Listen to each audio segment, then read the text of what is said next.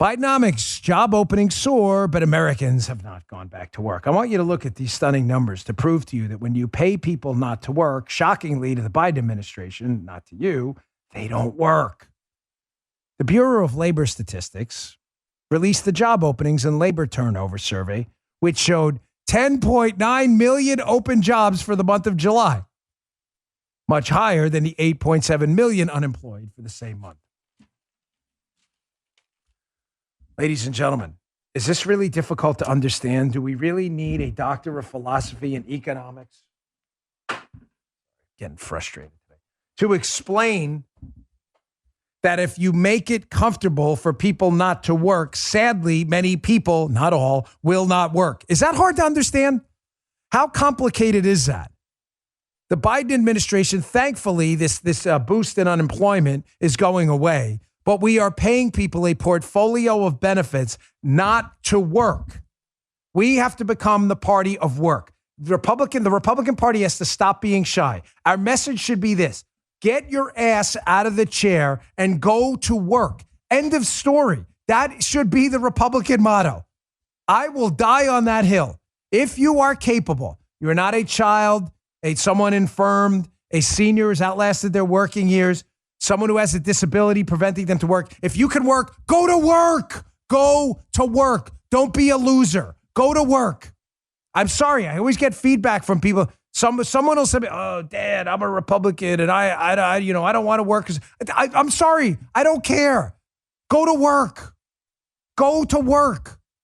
That should be our message. That's a hill I'm willing to die on. Go to work. And the Democrats want to pay people not to work and are stunned that people aren't working. I do. I get it once in a while. I get it. Usually 99 out of 100 emails are, "Hey, you're right, Dan. We should be the party of the dignity of work." There is dignity in all work. I was happy to stock shelves, clean toilet bowls, clean mausoleums. That's what I did. That was my job when I was younger, and I was proud of it.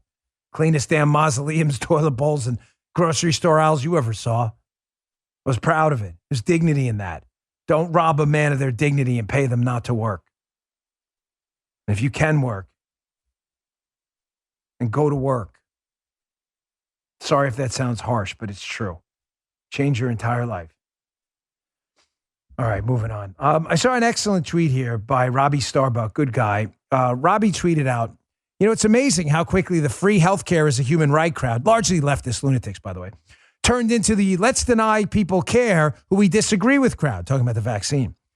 Ladies and gentlemen, that's just one of the many reasons government being in charge of everybody's healthcare doesn't work and is quickly becoming very dangerous.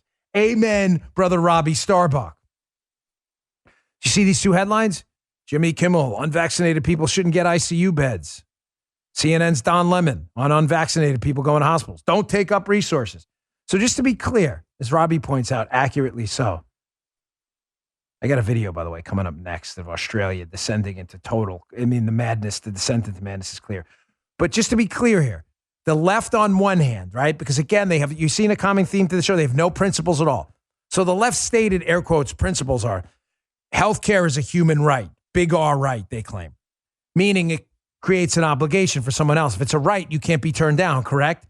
Meaning even if a doctor has to work for you for free to give you that right, you get to take it. Is food a right? Do you get to claim the farmer's crop too? It's my right. It's my right. I declare the right of prima noctua. It's my right. It's not a right. That is not a right. You don't have a right to take other people's property. Don't ever forget, when the leftists declare a right, your first question should be, that's interesting because you've declared an obligation for someone else at the same time and you're not willing to talk about that. The obligation is the question you should ask.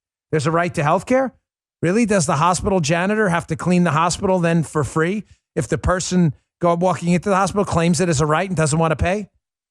All of a sudden, the left's like, I don't know. I didn't really think about it. Of course you didn't. You're a leftist. You're an idiot. Of course you didn't think about that. But it's weird how creating obligations for other people by declaring healthcare a fake right, it's not. They have no problem with doing that when they can spend your money. Yet it's interesting. If healthcare is a right and you're unvaccinated and the left doesn't like you, all of a sudden it's not a right and they have no obligation to give you healthcare. I thought we were creating obligations for others and rights. No, not when we don't like those people. That's different. There's no obligation at all for healthcare. So the doctor is obligated to provide someone who doesn't want to pay for health care because it's a, air quotes, right.